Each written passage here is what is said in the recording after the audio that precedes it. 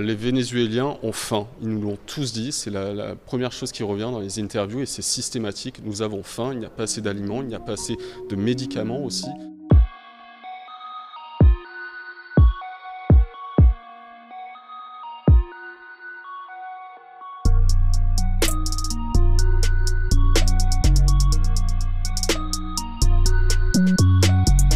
Cette route de tous les dangers pour les migrants, un passage obligé. Certains empruntent ces 195 km de route à pied. Ceux qui ont de la chance arrivent à faire un peu de stop, mais la plupart, on les a vus, marchent au bord de la route avec des camions qui les frôlent littéralement.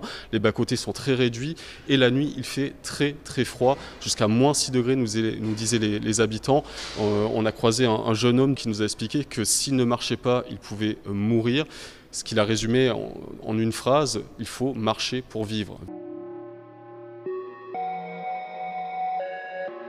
La prise en charge au niveau du gouvernement colombien est vraiment très réduite, voire à peine visible sur le terrain, en tout cas pour ce qu'on a pu constater nous lors de nos reportages.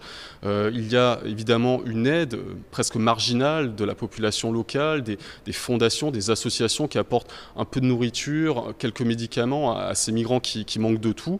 Mais au niveau de la situation sur place, en tout cas, la prise en charge est minime et ce qu'on a vu, c'est surtout des familles qui dorment sur le trottoir avec leurs enfants. C'est un milieu où la délinquance est très active, il y a des trafics en tout genre. Nous étions accompagnés avec une personne qui connaissait très bien la zone, qui nous a évité les ennuis. La ville de Cúcuta en elle-même, c'est de la prostitution à tous les coins de rue, à la nuit tombée. Donc voilà, il fallait faire attention, mais il était tout à fait possible de travailler. Renesis, une jeune Vénézuélienne de 27 ans croisée à l'hôpital de Cúcuta, qui est atteinte du VIH.